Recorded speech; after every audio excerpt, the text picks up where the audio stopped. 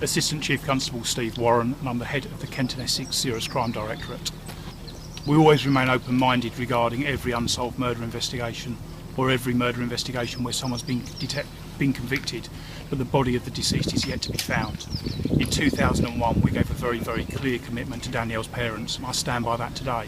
This investigation remains open and will remain open until we find Danielle's body and reunite her with her parents. Is there something you'd like to say to the public viewing this video? I'm really grateful to the local community for the support that they've shown us. I'd encourage anybody who has any information at all, however insignificant they may think that piece of information is, to contact Essex Police and to speak to the Stanway Major Incident Room regarding Danielle's murder and the potential whereabouts of her body. And I'd also say that if anybody wants to speak to us anonymously, then they can contact Crime Stoppers on 0800 555 111. I remain totally open-minded. We know from previous cases, in cases that I've worked on, that colleagues have worked on, that often members of the public feel that they have pieces of information that they think will be insignificant to us. Every piece of information is important, and I'd encourage anybody to come forward regardless of how insignificant they may feel their information is.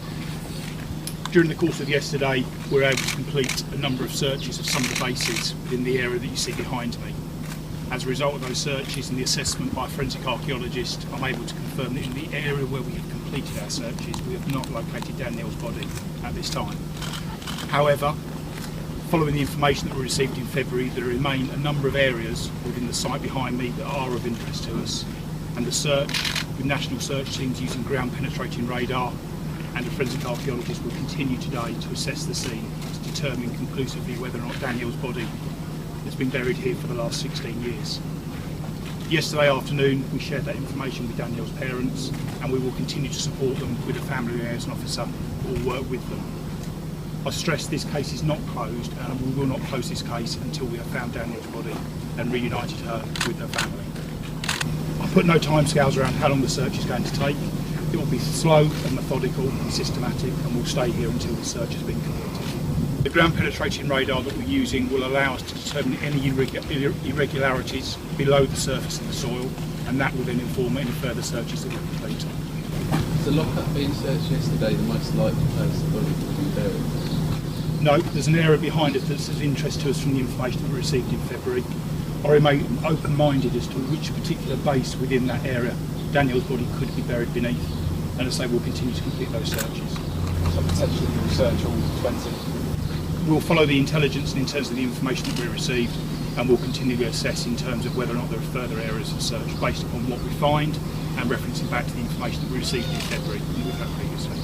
If no bodies found here, are there other areas in Durham which will be looked at? I don't want to, in terms of determining whether or not or prejudge whether Danielle's body is here, because that can only cause additional trauma to a family. What I would say is I'd reiterate the point, until I find Danielle's body, this investigation is not closed.